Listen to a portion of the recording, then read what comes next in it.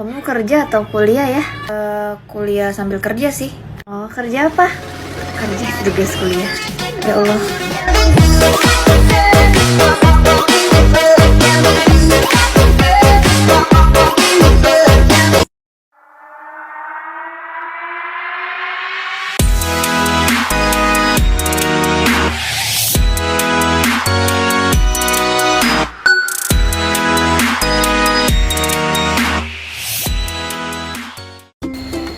Assalamualaikum warahmatullahi wabarakatuh.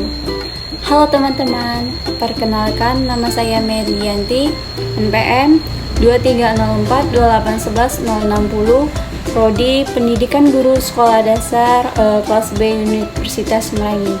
Video ini dibuat untuk resu mata kuliah konsep dasar IPS 1, materi tentang konsep-konsep HAM, persoalan HAM, demokrasi dan penegakan hukum.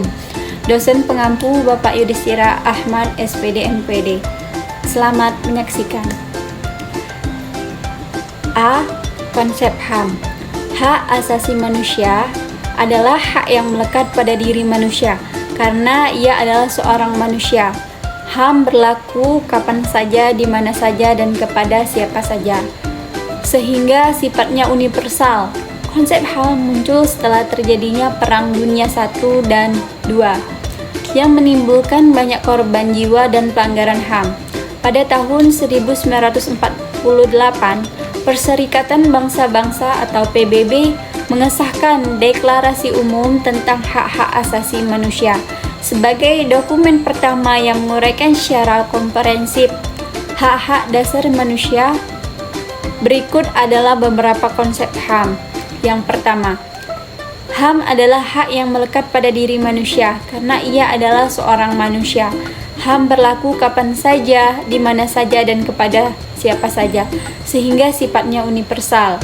Yang kedua, HAM meliputi hak-hak dasar seperti hak hidup, kebebasan berpendapat, kebebasan beragama, kebebasan bergerak, dan perlindungan dari penyiksaan. Yang ketiga, HAM juga melibatkan tanggung jawab negara untuk melindungi dan memenuhi hak-hak individu. Yang keempat, HAM dapat dibatasi atau dikurangi dengan syarat-syarat tertentu. Yang kelima, pada tingkat internasional, PBB memiliki beberapa mekanisme untuk melindungi HAM seperti Dewan HAM PBB, Badan Traktat PBB, dan prosedur khusus PBB.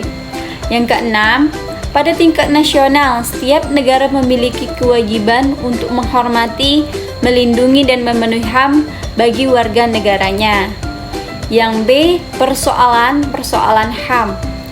5 masalah besar HAM sebagai berikut. Yang pertama, di Papua, di mana kondisi hak-hak sosial, keamanan, dan sipil masih buruk. Yang kedua, masalah hak sosial dan ekonomi. Yang ketiga, masalah hak partisipasi, terutama dalam dua soal: partisipasi dalam kegiatan politik seperti pemilihan kepada daerah yang semakin subur dengan kampanye, identitas ras, atau kepercayaan. Yang keempat, masalah klasik yang tak satu pun pemerintah di masa reformasi ini berhasil menanganinya, yaitu pelanggaran HAM berat dan terjadi di masa lalu yang belum diselesaikan hingga saat ini. Yang kelima, masalah hak atas lingkungan hidup, hak atas tanah, air, dan pengakuan masyarakat adat. C. Demokrasi. Demokrasi adalah bentuk pemerintahan yang keputusan-keputusan penting, baik secara langsung atau tidak langsung, didasarkan pada kesepakatan mayoritas yang diberikan secara bebas dari masyarakat dewasa. Demokrasi adalah bentuk pemerintah di mana semua warga negara memiliki hak yang sama untuk pengambilan keputusan yang dapat mengubah hidup mereka. Demokrasi mengizinkan warga negara ikut serta baik secara langsung atau melalui perwakilan dalam perumusan, pengembangan, dan pembuatan hukum. Demokrasi mencakup kondisi sosial, ekonomi, adat, dan budaya yang memungkinkan adanya praktik kebebasan politik secara bebas dan setara.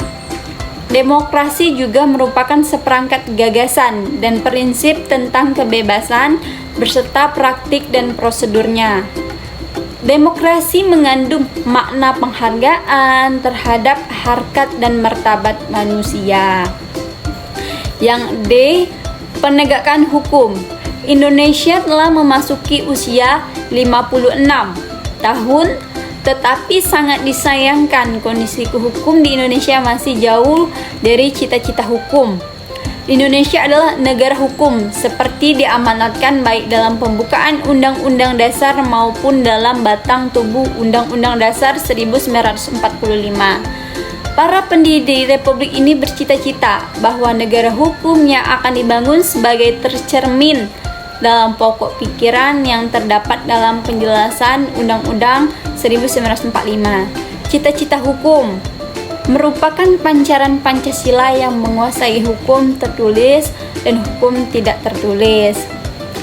Mungkin hanya itu ringkasan dari saya. Saya Melianti, pamit undur diri.